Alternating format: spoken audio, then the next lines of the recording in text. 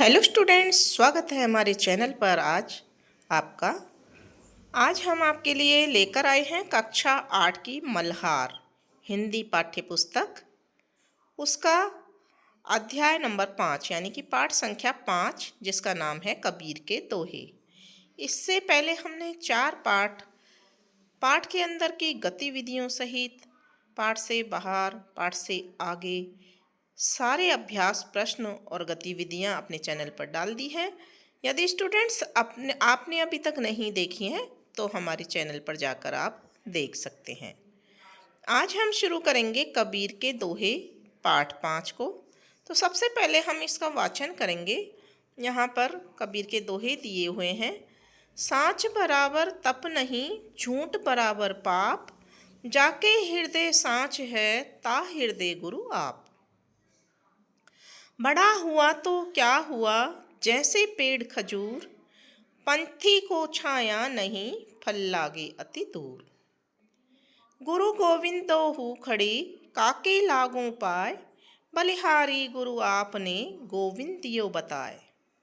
अति का भला न बोलना, अति का भला न चुप, अति का भला न बरसना, अति की भली न धूप। ऐसी बानी बोलिए, मन का आपा खोय, औरन को शीतल करी, आपहु शीतल होय। निंदक नियरे राखिए, आंगन कुटी छवाय, बिन पानी साबुन बुना, निर्मल करे सुवाय। साधु ऐसा चाहिए, जैसा सूप सुहाय, सार सार को गही रहे, थोथा दे उड़ाए। कबीरा मन पंछी भया, भावे तहवा जाय, जो जैसी संगति करी, सो तैसा फल पाए। ये सारे दोहे कबीर जी के हैं। कबीर जी के दोहे, इनका भावार्थ समझने से पहले हम इनका परिचय ले लेते हैं कि कवि का परिचय क्या है। कबीर जी एक ऐसी संत जो करघे पर कपड़ा और मन में कविता बुनते बुनते इतने प्रसिद्ध हो गए कि उनकी कविताएं आज भी लोग भजनों की तरह सुनते हैं और पाठ्य पुस्तकों में पढ़ाते हैं और पढ़ते हैं। माना जाता है कि कबीर का जन्म 14वीं शताब्दी में काशी में हुआ। उनकी रचनाएं मुख्यतः कबीर ग्रंथावली में संग्रहित हैं। आज भी उनकी रचनाएं हमें जीवन की सच्चाई को समझने और अच्छा मनुष्य बनने की प्रेरणा देती हैं। इनका जो एक ग्रंथ लिखा हुआ है उसका नाम है कबीर ग्रंथावली और सारी रचनाएं उसमें संग्रहित हैं। अब हम शुरू करेंगे पाठ से। आइए अब हम इन दोहों को थोड़ा सा और विस्तार से समझते हैं। नीचे दी गई गतिविधियां इस कार्य में आपकी सहायता करेंगी। सबसे पहले है मेरी समझ से। निम्नलिखित प्रश्नों के उपयुक्त उत्तर की संयुक्त तारा बनाइए। कुछ प्रश्नों के एक से अधिक उत्तर भी हो सकते हैं।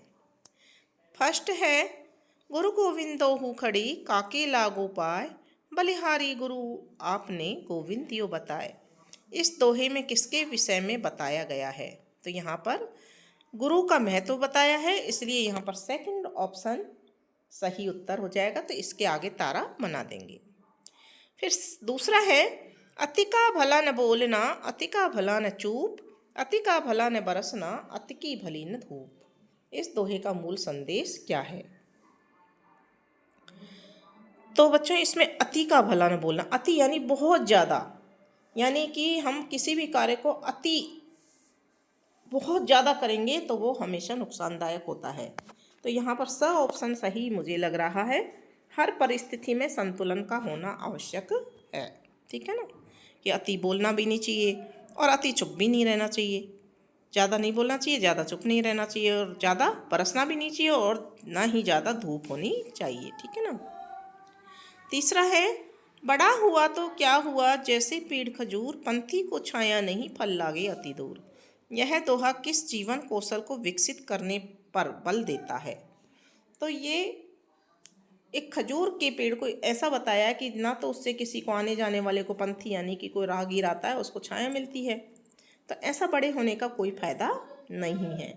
तो इसमें जीवन कौशल कौन सा विकसित करने की, तो यहाँ पर आ जाएगा दूसरों के काम आना। ठीक है ना, सेकंड ऑप्शन यहाँ पर मेरे अनुसार सही है, यहाँ तारा लगा देंगे। फिर है ऐसी वाणी बोलिए मन का आपा खोए, औरन को शीतल करे आपहु शीतल होए। इस दोहे के अनुसार मधुर वाणी बोलने का सबसे बड़ा लाभ क्या है? तो यहाँ भी सेकंड ऑप्शन सही है। देखिए, दूसरों और स्वयं को मानसिक शांति मिलती है। मधुर वाणी बोलने से हमें तो शांति मिलती है, दूसरों को भी शांति मिलती है। ठीक है। पांचवा है सांच बराबर तप नहीं झूठ बराबर पाप, जाके हृदय सांच है ता हृदय गुरु आप। इस दोहे से क्या निष्कर्ष निकाला जा सकता है? तो यहाँ पर चौथा ऑप्शन हमने सही किया है। सत्य महत्वपूर्ण जीवन मूल्य है जिससे हृदय प्रकाशित होता है। फिर है छठा, निंदक नियरे राखिए आंगन कुटी छवाए, बिन पानी साबुन बिना निर्मल करे सुभाए। यहाँ जीवन में किस दृष्टिकोण को अपनाने की सलाह दी गई है? तो यहाँ पर आलोचकों को, जो हमारी निंदा करते हैं, हमारी बुराई करते हैं, उनको हमें अपने पास में रखना चाहिए ताकि हमें अपनी बुराइयों का पता चलता रहे। तो यहाँ हमने स्टार लगाया है। सातवां पढ़ते हैं, साधु ऐसा चाहिए जैसा सूप सुभाए, सार सार को गही रहे थोता दे उड़ाए। इस दोहे में सूप किसका प्रतीक है? विवेक और सूझबूझ का। तो यहाँ पर तीसरा ऑप्शन सही उत्तर हो जाएगा। फिर देखते हैं ख, हो सकता है आपके समूह में साथियों ने अलग अलग उत्तर चुने हों। अपने मित्रों के साथ चर्चा कीजिए कि आपने यही उत्तर क्यों चुने। ठीक है। तो यहाँ देखिए, मैंने जो उत्तर चुने तो मैंने अपना उत्तर लिखा है बच्चों। आप अपने अनुसार अपने उत्तर लिख सकते हैं और उनका कारण भी बता सकते हैं। मैंने ये उत्तर इसलिए चुने क्योंकि प्रत्येक दोहा एक विशेष संदेश देता है। उदाहरण के लिए गुरु गोविंद दोहा गुरु के महत्व को दर्शाता है जो हमें सही मार्ग दिखाते हैं। इसी तरह अति का भला दोहा संतुलन के महत्व को बताता है। अपने मित्रों के साथ चर्चा करके मैंने समझा कि हर उत्तर दोहे के अर्थ से जुड़ा है और हमें जीवन मूल्यों को समझने में मदद करता है। अब आ जाता है मिलकर करें मिलान। पाठ से चुनकर कुछ पंक्तियां नीचे स्तंभ 1 में दी गई हैं। अपने समूह में इन पर चर्चा कीजिए और इन्हें स्तंभ 2 में दिए गए सही अर्थ या संदर्भ से मिलाइए। इसके लिए आप शब्दकोश, इंटरनेट या फिर अपने शिक्षकों की सहायता ले सकते हैं। तो स्तंभ 1 में देखिए, गुरु गोविंदोहु खड़े काके लागू पाए। तो इसको हमने तीसरे से मिलाया है। तीसरा कौन सा है? यहाँ पर ये वाला है। गुरु शिष्य को का मार्गदर्शन करते हैं और शिष्य गुरु का आदर करते हैं। फिर दूसरा देखिए, अति का भला न बोलना अति का भला न चूप। तो इसमें हमने 5 नंबर आगे लिखा है, यानी कि हम 5वें से इसको मिलाएंगे। जीवन में संतुलन महत्वपूर्ण है। ठीक है ना। फिर तीसरा है ऐसी वाणी बोलिए मन का आपा खोए। इसको छठे से मिलाना है। हमें मधुर वाणी बोलनी चाहिए जिससे मन को शांति प्राप्त हो सके। फिर चौथा है निंदक नियरे राखिए आंगन कुटी छवाए। इसको हमने 8वें से मिलाया है। आलोचकों को अपने पास रखना चाहिए, वे हमारी गलतियां बताते हैं। फिर 5वां है साधु ऐसा चाहिए जैसा सूप सुभाए। इसको हम 7वें से मिलाएंगे। विवेकशील व्यक्ति को अच्छे और बुरे की पहचान होती है। फिर है कबीरा मन पंछी भया भावे तहवा जाए। ठीक है ना। इसको हम मिलाएंगे चौथे से। मन को नियंत्रित रखना और सही दिशा में ले जाना महत्वपूर्ण है। फिर है सांच बराबर तप नहीं झूठ बराबर पाप। इसको 1 नंबर से मिलाएंगे। सत्य का पालन कठिन है और झूठ पाप के समान है। 8वां दिया हुआ है बड़ा हुआ तो क्या हुआ जैसे पेड़ खजूर। इसको हमने मिलाया है 2nd से। बड़ा होने के साथ साथ व्यक्ति को उदार भी होना चाहिए।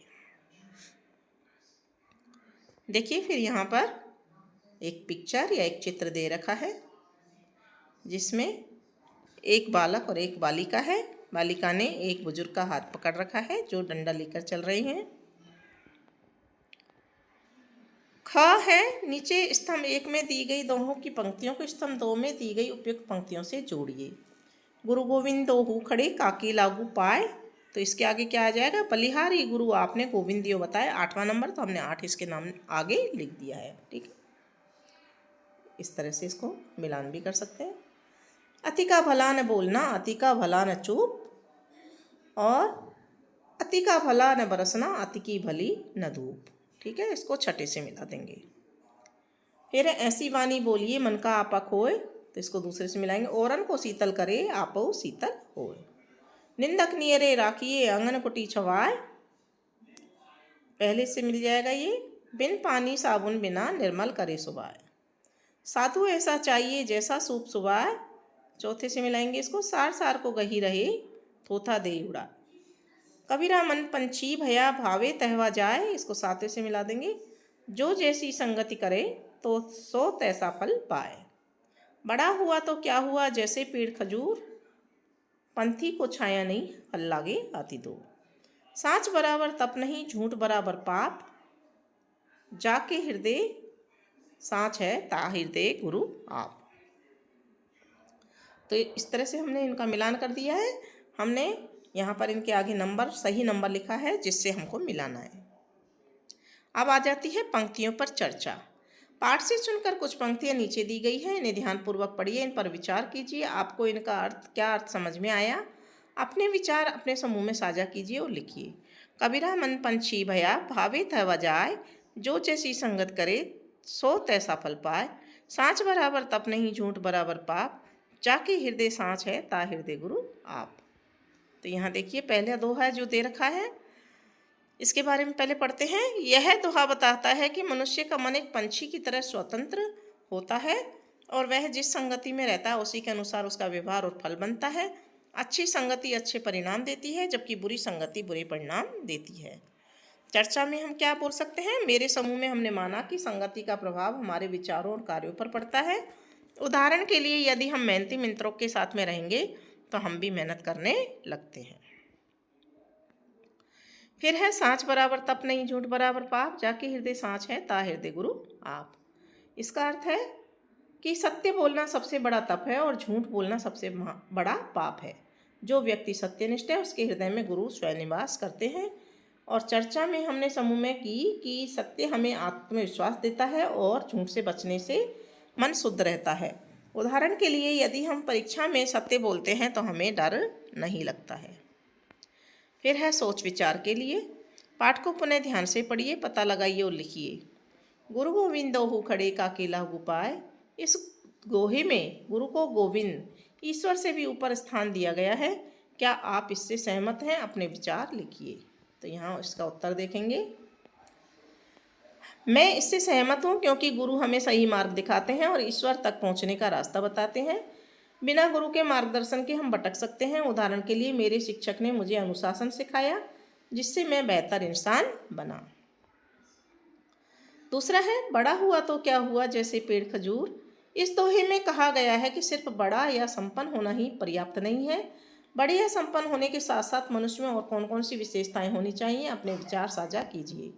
तो बड़े होने के साथ साथ मनुष्य में उदारता, दूसरों की मदद करने की भावना और विनम्रता होनी चाहिए। जैसे खजूर का पेड़ ऊंचा है पर छाया और फल नहीं देता, वैसे ही व्यक्ति को सिर्फ धनवान नहीं बल्कि दूसरों के उपयोगी होना चाहिए।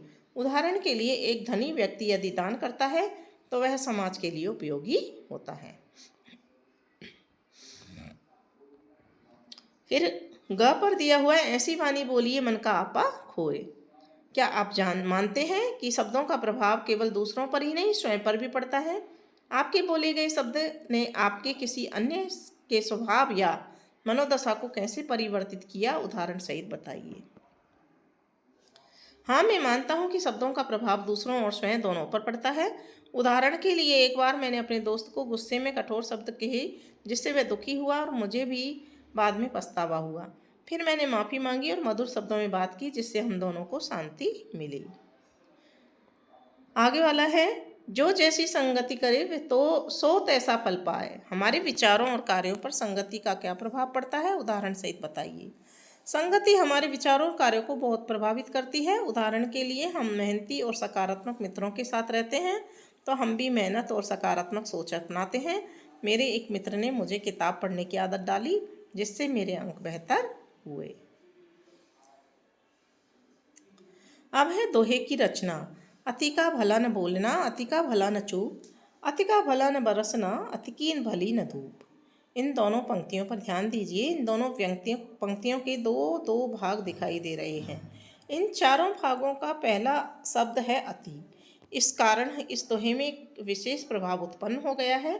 आप ध्यान देंगे तो इस कविता में आपको ऐसी कई विशेषताएं दिखाई देंगी, जैसे दोहों की प्रत्येक पंक्ति को बोलने में एक समान समय लगता है। अपने अपने समूह में मिलकर पाठ में दिए गए दोहों की विशेषताओं की सूची बनाइए। क में दिया है, दोहों की उन पंक्तियों को चुनकर लिखिए जिसमें एक ही अक्षर से प्रारंभ होने वाले शब्द जैसे राजा, रस्सी, रात, दो या दो से अधिक शब्द वाले शब्द एक साथ आए हैं। ठीक है ना। दूसरा है, एक शब्द एक साथ आया, दो बार आया है, जैसे बार बार, है ना। तो इस तरह से ये प्रश्न दिया हुआ है। तो पहले हम यहाँ देखते हैं, उत्तर भी साथ के साथ देखते जाते हैं। तो एक ही अक्षर से प्रारंभ होने वाले जैसे राजा, रस्सी, रात, या दो से अधिक शब्द एक साथ आए। सांच बराबर तप नहीं, झूठ बराबर पाप, तो सांच और झूठ। बड़ा हुआ तो क्या हुआ, जैसे पेड़ खजूर, बड़ा और पेड़। ठीक ना।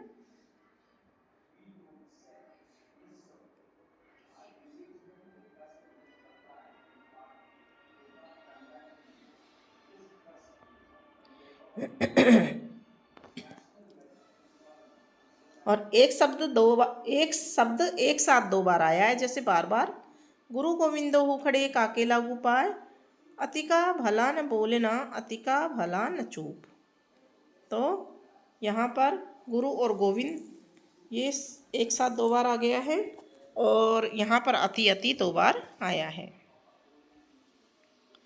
लगभग एक जैसे शब्द जिनमें एक मात्रा भर का अंतर है, जैसे जल, जाल, एक ही पंक्ति में आए। सांच बराबर तप नहीं, झूठ बराबर पाप, तो सांच और झूठ यहाँ पर एक ही पंक्ति में, जल और जाल, तो सांच और झूठ आए यहाँ पर। एक ही पंक्ति में विपरीतार्थक शब्द जैसे अच्छा बुरा का प्रयोग किया गया है। सांच बराबर तप नहीं, झूठ बराबर पाप, तो यहाँ सांच का विलोम शब्द आया झूठ, और अति का भला न बोलना, अति का भला न चूप, तो बोलना और चूप यहाँ पर एक दूसरे के विलोम हैं। किसी की तुलना किसी अन्य से की गई हो, जैसे दूध जैसा सफ़ेद, तो बड़ा हुआ तो क्या हुआ, जैसे पेड़ खजूर, तो बड़ा व्यक्ति खजूर का पेड़ से तुलना की गई है। साधु ऐसा चाहिए जैसा सूप सुभाए, साधु और सूप की तुलना की गई है। किसी को अन्य नाम दे दिया है, जैसे मुख चंद्र है, कबीरा मन पंछी भया, भावे तहवा जाए, तो यहाँ मन को पंछी कहा गया है, मन को क्या कहा है, पंछी नाम दे दिया है। किसी शब्द की वर्तनी थोड़ी अलग है, जैसे चुप के स्थान पर चूप, तो अति का भला न बोलना, अति का भला न चूप, तो यहाँ पे चूप सामान्यतः इसको चुप को चुप कहा जाता है, छोटे ऊ की मात्रा आती है, यहाँ पर इसमें बड़ी ऊ की मात्रा दी गई है। उदाहरण द्वारा कही गई बात को समझाया गया है। बड़ा हुआ तो क्या हुआ, जैसे पेड़ खजूर, खजूर के पेड़ का उदाहरण दिया हुआ है। साधु ऐसा चाहिए जैसा सूप सुहा है, सूप का उदाहरण दिया हुआ है। अपने समूह की सूची को कक्षा में सबके साथ साझा कीजिए। हमने अपनी सूची कक्षा में साझा की और पाया कि सभी दोहों में विशेष शब्दों और उदाहरणों का उपयोग कबीर ने बहुत ही प्रभावी ढंग से किया है। प्रत्येक दोहा एक गहरा संदेश देता है और भाषा की सुंदरता को दर्शाता है। अब आ जाते हैं अनुमान और कल्पना से। अपने समूह में मिलकर चर्चा कीजिए। गुरु गोविंद दोहु खड़े काके लागू पाए, यदि आपके सामने यह स्थिति होती तो आप क्या निर्णय लेते और क्यों? यदि संसार में कोई गुरु या शिक्षक न होता तो क्या होता? ये दो प्रश्न हैं, दोनों के उत्तर हम यहाँ देखेंगे।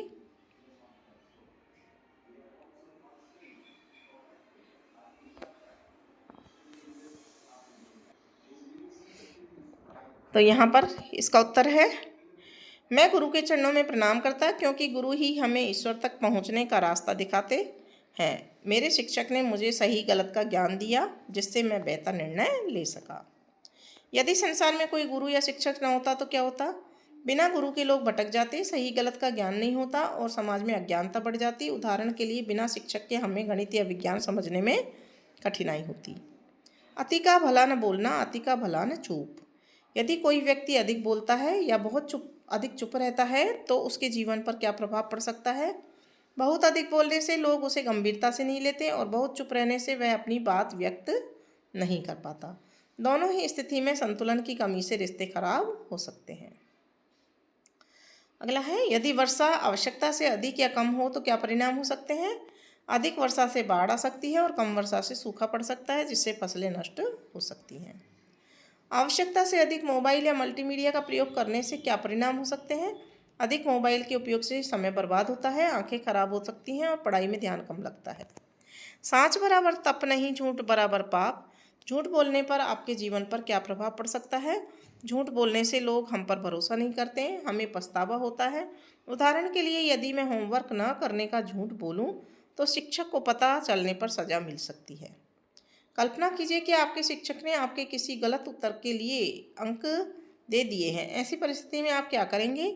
मैं शिक्षक को सत्य बताऊंगा और गलती सुधारने की कोशिश करूंगा, क्योंकि सत्य बोलने से मन शांत रहता है।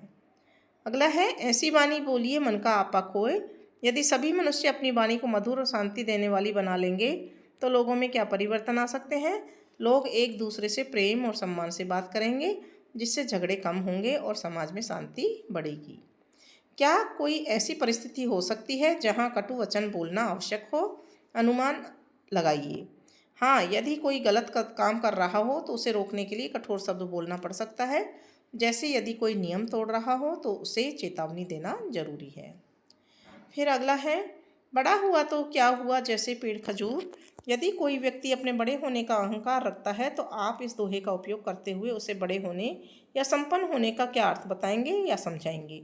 तो मैं कहूँगा कि बड़ा होना सिर्फ धन या पद से नहीं, बल्कि दूसरों की मदद करने और उदार होने से होता है। जैसे खजूर का पेड़ ऊंचा तो है पर बेकार है, वैसे ही व्यक्ति को उपयोगी होना चाहिए। खजूर, नारियल आदि ऊंचे वृक्ष अनुपयोगी नहीं होते हैं। वे किस प्रकार से उपयोगी हो सकते हैं, बताइए। खजूर के फल खाए जाते हैं और नारियल का पानी, तेल, गूदा और उपयोगी होता है। ये पेड़ भोजन, छाया और अन्य संसाधन प्रदान करते हैं। आप अपनी कक्षा का नायक या नायिका यानी कि मॉनिटर चुनने के लिए आप किस विद्यार्थी की किन किन विशेषताओं पर ध्यान देंगे? मैं अनुशासित, मेहनती, मददगार और सभी के साथ मधुर व्यवहार करने वाले विद्यार्थी को चुनूंगा। निंदक नियरे राखिए आंगन कुटी छवाए। यदि कोई आपकी गलतियों को बताता है तो आपको उससे क्या लाभ होगा? आलोचना से हमें अपनी कमियां पता चलती हैं, जिससे हम सुधार कर सकते हैं। उदाहरण के लिए, मेरे दोस्त ने बताया कि मैं जल्दी गुस्सा हो जाता हूँ, तो मैंने उस आदत को सुधारा। अगला है, यदि समाज में कोई भी एक दूसरे की गलतियां न बताए तो क्या होगा? लोग अपनी गलतियां नहीं सुधार पाएंगे, समाज में गलत कार्य बढ़ जाएंगे। साधु ऐसा चाहिए जैसा सूप सुहाए। कल्पना कीजिए कि आपके पास सूप जैसी विशेषता है, तो आपके जीवन में कौन कौन से परिवर्तन आएंगे? तो मैं अच्छे बुरे में अंतर कर पाऊंगा, सही निर्णय लूंगा और बेकार की चीज़ों को छोड़ दूंगा। इससे मेरा जीवन व्यवस्थित और शांत हो। फिर है, यदि हम बिना सोचे समझे हर बात को स्वीकार कर लें तो उसका हमारे जीवन पर क्या प्रभाव पड़ेगा? हम गलत राह पर जा सकते हैं और धोखा खा सकते हैं। उदाहरण के लिए, गलत जानकारी मानने से पढ़ाई में नुकसान हो सकता है। कबीरा मन पंछी भया भावे तैवा जाए। यदि मन एक पंछी की तरह उड़ सकता तो आप उसे कहाँ ले जाना चाहते और क्यों? मैं अपने मन को प्रकृति के बीच ले जाना चाहूँगा, जैसे पहाड़ों या जंगल में, क्योंकि वहाँ शांति और प्रेरणा मिलती है। संगति का हमारे जीवन पर क्या क्या प्रभाव पड़ सकता है? अच्छी संगति हमें सकारात्मक बनाती है, जबकि बुरी संगति गलत आदतें डाल सकती है। उदाहरण के लिए, मेहनती दोस्तों के साथ रहने से हम भी मेहनत करने लगते हैं या मैं भी मेहनत करने लगा। अब है वाद विवाद। अति का भला न बोलना, अति का भला न चूप, अति का भला न बरसना, अति की भली न धूप। इस दोहे का आज के समय में क्या महत्व है, इसके बारे में कक्षा में एक वाद विवाद गतिविधि का आयोजन कीजिए। एक समूह साथी इसके पक्ष में अपने विचार प्रस्तुत करेंगे और दूसरे समूह के साथी इसमें विपक्ष में बोलेंगे। एक तीसरा समूह निर्णायक बन सकता है। ठीक है। पक्ष और विपक्ष के समूह अपने अपने मत के लिए तर्क प्रस्तुत करेंगे। जैसे पक्ष, वाणी पर संयम रखना आवश्यक है और विपक्ष में अत्यधिक चुप रहना भी उचित नहीं है। तो पक्ष और विपक्ष में प्रस्तुत तर्कों की सूची अपनी लेखन पुस्तिका में लिख लीजिए। तो देखिए, यहाँ पर पक्ष में वाणी पर संयम रखना आज के समय में बहुत ज़रूरी है। सोशल मीडिया पर लोग बिना सोचे समझे कुछ भी बोल देते हैं, जिससे विवाद होते हैं। संतुलित बोलचाल के रिश्ते बेहतर होते हैं। और विपक्ष में अत्यधिक चुप रहना भी ठीक नहीं है, क्योंकि अपनी बात न कहने से गलतफहमियां बढ़ सकती हैं। उदाहरण के लिए, यदि कोई गलत बात हो रही है तो चुप रहना गलत है। और निष्कर्ष दोनों पक्षों से यह स्पष्ट है कि संतुलन सबसे महत्वपूर्ण है, ना कि अधिक बोलना चाहिए और ना ही पूरी तरह चुप रहना चाहिए। ख है पक्ष और विपक्ष के समूह अपने मत के लिए तर्क और वितर्क प्रस्तुत करेंगे। जैसे वाणी पर संयम रखना आवश्यक है। तो संतुलित बोलचाल से लोग हमारी बात को गंभीरता से लेते हैं। अनावश्यक बोलना समय और ऊर्जा की बर्बादी है। विपक्ष में अत्यधिक चुप रहना भी उचित नहीं है। चुप रहने से हम अपनी राय को व्यक्त नहीं कर पाते। कुछ परिस्थितियों में बोलना जरूरी है, जैसे गलत को रोकने के लिए। पक्ष और विपक्ष में प्रस्तुत तर्कों की सूची अपनी लेखन पुस्तिका में लिख लीजिए। तो यहाँ ऊपर दिए गए तर्क मेरी लेखन पुस्तिका में लिखे गए हैं, तो आप भी इनको अपनी लेखन पुस्तिका में यानी अपनी जो कॉपी है उसमें आप लिखेंगे। अब है शब्द से जुड़े शब्द। नीचे दिए गए स्थानों में कबीर से जुड़े शब्द पाठ में से चुनकर लिखिए और अपने मित्रों के साथ चर्चा कीजिए। तो यहाँ पर कबीर के साथ में कौन कौन से शब्द जुड़े हुए हैं हम यहाँ आपको बता देते हैं। कबीर के साथ में खजूर, गोविंद, साधु, बानी, सांच, झूठ और गुरु, ये सभी जुड़े हुए हैं। इनको हमने यहाँ लिखा है, आप भी इस प्रकार से इनको लिख लीजिए। और चर्चा क्या करेंगे, इन शब्दों से कबीर के दोहों का गहरा अर्थ समझ में आता है। जैसे सांच और झूठ सत्य और असत्य के महत्व को दर्शाते हैं। अब है दोहे और कहावतें। कबीरा मन पंछी भया भावे तह जाए, जो जैसी संगत करे सो तैसा फल पाए। इस दोहे को पढ़कर ऐसा लगता है कि यह बात तो हमने पहले भी अनेक बार सुनी है। यह दोहा इतना अधिक प्रसिद्ध और लोकप्रिय है कि इसकी दूसरी पंक्ति लोगों के बीच कहावत जैसी संगत जैसा संग वैसा रंग, व्यक्ति जिस संगति में रहता है वैसा उसका व्यवहार और स्वभाव बन जाता है की तरह प्रयुक्त होती है। कहावतें ऐसे वाक्य होते हैं जिन्हें लोग अपनी बात को अधिक प्रभावशाली बनाने के लिए प्रयोग करते हैं। इसमें सामान्यतः जीवन के गहरे अनुभव को सरल और संक्षेप में बता दिया जाता है। अब आप ऐसी अन्य कहावतों का प्रयोग करते हुए अपने मन से कुछ वाक्य बनाकर लिखिए। तो यहाँ पर देखिए, जैसा बोए वैसा काटे, मेहनत से पढ़ाई करने वाला विद्यार्थी अच्छे अंक पाता है। जैसा संग वैसा रंग, अच्छे मित्रों के साथ रहने से मेरा व्यवहार सकारात्मक हो गया। मुँह में राम बगल में छुरी। कुछ लोग मीठा बोलते हैं पर मन में बुराई रखते हैं। 9 दिन चले 2.5 कोस, धीमा काम करने से लक्ष्य की प्राप्ति में देरी होती है। अब है सबकी प्रस्तुति। पाठ के किसी दोहे को चुनकर अपने समूह के साथ मिलकर भिन्न भिन्न प्रकार से कक्षा के सामने प्रस्तुत कीजिए। उदाहरण के लिए गायन करना, जैसे लोकगीत शैली में, भाव नृत्य प्रस्तुति, कविता पाठ करना, संगीत के साथ प्रस्तुत करना, अभिनय करना, जैसे एक दोस्त गुस्से में आकर कुछ गलत कहता है लेकिन दूसरा दोस्त उसे समझाता है कि मधुर भाषा का कितना प्रभाव पड़ता है। ऐसी बानी बोलिए मन का आपा खोए। ठीक है ना। तो उत्तर है यहाँ पर चुना गया दोहा है, ऐसी बानी बोलिए मन का आपा खोए, औरन को शीतल करे आपो शीतल होए। प्रस्तुति, तो गायन में हम इस दोहे को गाने की शैली में गा सकते हैं, जैसे कि ऐसी वाणी बोलिए मन का आपा खोए, औरन को शीतल करे आपहु शीतल होए, कबीरा आपहु शीतल हो। और अभिनय में एक दोस्त ने गुस्से में आकर कठोर शब्द बोले और दूसरा दोस्त उसे मधुर वाणी का महत्व समझाता है। और कविता पाठ के रूप में हमने इस दोहे को पढ़ा है किताब में, जब पाठ में हमने शुरू में पढ़ा है, कविता रूप में पढ़ा है। संगीत हमने हारमोनियम के साथ दोहा प्रस्तुत किया, हारमोनियम के साथ में इसको गाएंगे। ठीक है। अब है पाठ से आगे आपकी बात। गुरु गोविंद दोहू खड़े काके लागू पाए। क्या आपके जीवन में कोई ऐसा व्यक्ति है जिसने आपको सही दिशा दिखाने में सहायता की हो? उस व्यक्ति के बारे में बताइए। ठीक है। तो यहाँ देखिए, गुरु गोविंद दो खड़े, इसमें मेरे गणित के शिक्षक ने मुझे सही दिशा दिखाई। जब मैं गणित में कमज़ोर था तो उन्होंने मुझे आसान तरीके से समझाया और प्रोत्साहन दिया, जिससे मेरे अंक बेहतर हुए। निंदक नियरे राखिए आंगन कुटी छवाए। क्या कभी किसी ने आपकी कमियों में या गलतियों के विषय में बताया जिनमें आपको सुधार करने का अवसर मिला हो? उस अनुभव को साझा कीजिए। तो उत्तर में मैंने लिखा है, मेरे दोस्त ने बताया कि मैं जल्दी गुस्सा हो जाता हूँ। उसकी आलोचना से मैंने अपने गुस्से पर नियंत्रण करना सीखा और अब शांत रहने की कोशिश करता हूँ। फिर अगला है, कबीरा मन पंछी भया भावे तहवा जाए। क्या आपने कभी अनुभव किया है कि आपकी संगति आपके विचारों और आदतों व्यवहारों को प्रभावित करती है? अपने अनुभव साझा कीजिए। तो मैंने लिखा है, हाँ, मेरे मित्रों ने मुझे किताबें पढ़ने की आदत डाली। पहले मैं समय बर्बाद करता था, लेकिन उनकी संगति में अब मैं नियमित पढ़ाई करता हूँ। अब बारी आती है सृजन की। साँच बराबर तप नहीं, झूठ बराबर पाप। इस दोहे पर आधारित एक कहानी लिखिए जिसमें किसी व्यक्ति ने कठिन परिस्थितियों में भी सत्य का साथ नहीं छोड़ा। संकेत, किसी खेल में आपकी टीम द्वारा नियमों के उल्लंघन का आपके द्वारा विरोध किया जाना।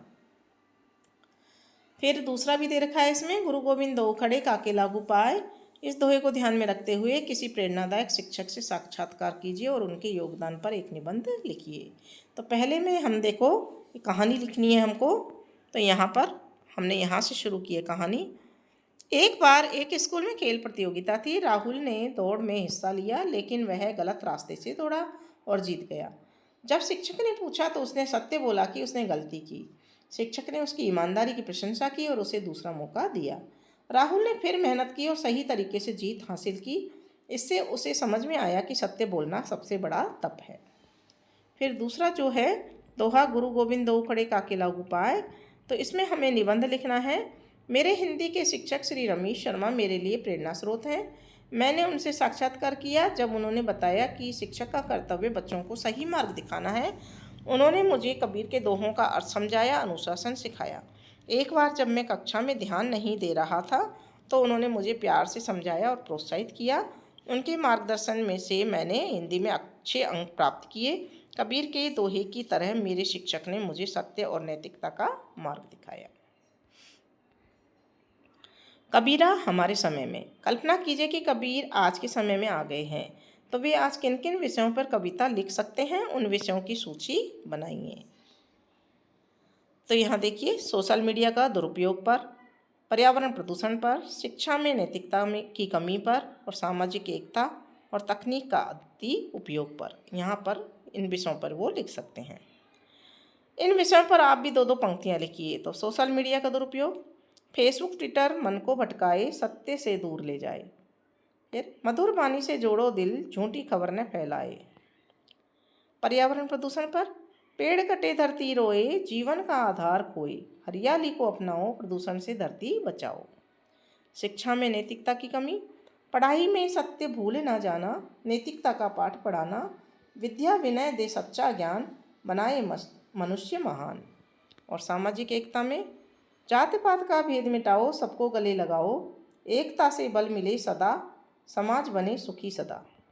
फिर तकनीक का अधिक उपयोग के बारे में, मोबाइल में डूबा मन, खोया जीवन का सुख चैन, संतुलन रख समय बिताओ, सच्चाई का पाठ पढ़ाओ। ठीक है। अब है साइबर सुरक्षा और दोहे। नीचे दिए गए प्रश्नों पर कक्षा में विचार विमर्श कीजिए और साझा कीजिए कि अति का भला न बोलना, अति का भला न चूप, इंटरनेट पर अनावश्यक सूचनाएं साझा करने के लिए क्या क्या संकट हो सकते हैं। तो यहाँ देखिए उत्तर, अनावश्यक सूचनाएं साझा करने से गोपनीयता भंग हो सकती है, साइबर ठगी का खतरा बढ़ सकता है और गलत जानकारी फैलने से समाज में भ्रम हो सकता है। उदाहरण के लिए निजी जानकारी साझा करने से हैकर्स धोखा खा सकते हैं। फिर है साधु ऐसा चाहिए जैसा सूप सुहाए। किसी ने वेबसाइट या ईमेल मीडिया पर उपलब्ध जानकारी को सूप की तरह छानने की आवश्यकता क्यों है? कैसे तय करें कि कौन सी सूचना उपयोगी और कौन सी हानिकारक? तो उत्तर है, हर जानकारी सही नहीं होती, गलत जानकारी से धोखा ही होता है या समय बर्बाद हो सकता है। सूप की तरह छानने से हम सही और उपयोगी जानकारी चुन सकते हैं। तरीका क्या है? जानकारी की सत्यता जांचने के लिए विश्वसनीय स्रोत जैसे कि सरकारी वेबसाइट या शिक्षक की सलाह लें। यदि कोई ईमेल संदिग्ध लगे तो उसे ना खोलें। अब आ जाता है आज के समय में। नीचे कुछ घटनाएं दी गई हैं, इन्हें पढ़कर आपको कबीर के कौन से दोहे याद आते हैं? घटनाओं के नीचे दिए गए रिक्त स्थान पर उनके दोहों को लिखिए। ठीक है। तो पहली घटना है, अमित का मन पढ़ाई में नहीं लगता था और गलत संगति में चला गया। कुछ समय बाद जब उसके अंक कम आए तो उसे समझ में आया संगति का असर जीवन पर पड़ता है। तो यहाँ दोहा लिखेंगे हम, कबीरा मन पंछी भया, भावे तैवा जाए, जो जैसी संगति करे सो तैसा फल पाए। फिर दूसरा है, एक विद्यार्थी इंटरनेट पर लगातार सूचनाएं खोज रहा था। उसके पिता ने कहा, हर जानकारी सही नहीं होती, सही बातों को चुनो और बेकार को छोड़ दो। तो हम इसमें दोहा लिखेंगे, साधु ऐसा चाहिए जैसा सूप सुहाए, सार सार को गही रहे थोता दे उड़ाए। फिर अगला है, आपका एक मित्र आपकी किसी गलत बात पर आपकी आलोचना करता है। आप पहले परेशान होते हैं, लेकिन फिर आपने सोचा आलोचना मुझे सुधरने का मौका देती है, मुझे इन बातों का बुरा नहीं मानना चाहिए, इसे सकारात्मक रूप से लेना चाहिए। तो यहाँ पर दोहा लिखेंगे, निंदक नियरे राखिए आंगन कुटी छवाए, बिन पानी साबुन बिना निर्मल करे सुबाए। फिर है अगला, रीमा ने अपने गुस्से में सहकर्मी को बुरा भला कह दिया, जिससे वातावरण बिगड़ गया। बाद में उसने समझा कि अगर वह शांति से बात करती तो समस्या हल हो जाती। तो यहाँ पर यह दोहा लिखना पड़ेगा, ऐसी वाणी बोलिए मन का आपा खोए, ओरन को शीतल करे आपो शीतल होए। फिर अगला देखते हैं, कक्षा में मोहन ने बहुत अधिक बोलकर सबको परेशान कर दिया, जबकि रमेश बिल्कुल चुप रहा। गुरुजी ने कहा, बोलचाल में संतुलन आवश्यक है, ना अधिक बोलो और ना अधिक चुप रहो। तो यहाँ पर जो दोहा लिखना पड़ेगा वो इस प्रकार से है, अति का भला न बोलना, अति का भला न चूप, अति का भला न बरसना, अति की भली न धूप। फिर अगला देखिए, सुरेश को जब प्रतिभा सम्मान मिला तो उसने कहा, इसमें मेरे परिश्रम के साथ साथ मेरे गुरुजनों का मार्गदर्शन भी सम्मिलित है। तो यहाँ पर हम दोहा लिख सकते हैं, गुरु गोविंदो खड़ी काकी लागू पाए, बलिहारी गुरु आपने गोविंदियो बताए। तो इस तरह से हमने इन पंक्तियों के विषय में जो चुने दोहे थे इनसे संबंधित वो हमने लिख दिए हैं। अब आ जाता है खोजबीन के लिए। अपने परिजनों, मित्रों, शिक्षकों, पुस्तकालय, इंटरनेट की सहायता से कबीर के भजनों, गीतों, लोकगीतों को खोजिए और सुनिए। किसी एक गीत को अपनी लेखन पुस्तिका में लिखिए। कक्षा के सभी समूह द्वारा एकत्रित गीतों को जोड़कर एक पुस्तिका बनाइए और कक्षा के पुस्तकालय में उसे सम्मिलित कीजिए। नीचे दी गई इंटरनेट कड़ियों का प्रयोग करके आप कबीर के बारे में और भी जान समझ सकते हैं। ठीक है, तो ये दे रखी है इंटरनेट की कड़ियाँ, इन पर आप देख सकते हैं। अब पढ़ने के लिए कुछ दिया हुआ है यहाँ, तो इसको भी पढ़ के देख लेते हैं। कदम मिलाकर चलना होगा, बाधाएं आती हैं आए, घिरे प्रलय की घोर घटाएं, पाँवों के नीचे अंगारे, सिर पर बरसे यदि ज्वालाएं, निज हाथों से हंसते हंसते आग लगाकर जलना होगा, कदम मिलाकर चलना होगा। हास्य रुदन में, तूफानों में, असंख्यक बलिदानों में, उद्यानों में, वीरानों में, अपमानों में, सम्मानों में, उन्नत मस्तक उभरा सीना, पीड़ाओं में पलना होगा, कदम मिलाकर चलना होगा। उजियारे में, अंधकार में, कल कछार में, बीच धार में, घोर घृणा में, पूत प्यार में, क्षणिक जीत में, दीर्घहार में, जीवन के सत सत आकर्षक अरमानों को चलना होगा, कदम मिलाकर चलना होगा। फिर है आगे, सम्मुख फैला अमर ध्येय पथ, प्रगति चिरंतर कैसा इतिअथ, सुस्मित हर्षित जैसा श्रम स्लथ, असफल सफल समान मनोरथ, सब कुछ देकर कुछ न मांगते, पावस बनकर ढलना होगा, कदम मिलाकर चलना होगा। कुछ कांटों से सज्जित जीवन, प्रखर प्यार से वंचित यौवन, नीरवता से मुखरित वधवन, परहित अर्पित अपना तन मन, जीवन को सत सत आहुति में जलना होगा, गलना होगा, कदम मिलाकर चलना होगा। ये अटल बिहारी वाजपेयी जी ने, जो हमारे भारत के पूर्व प्रधानमंत्री भी रहे हैं और एक प्रसिद्ध कवि भी हैं और लेखक भी हैं, उन्होंने इस कविता को लिखा है, कदम मिलाकर चलना होगा। तो बच्चों, इसी के साथ में आपकी ये जो पाठ है वो कंप्लीट हो जाता है। और आगे के पाठ देखने के लिए स्टूडेंट्स आपको हमारे चैनल को सब्सक्राइब करना है, दोस्तों के साथ शेयर करना है, वीडियो को लाइक करना है और कमेंट बॉक्स में लिख कर के ज़रूर बताना है कि आपने अब तक कितने चैप्टर हल कर लिए।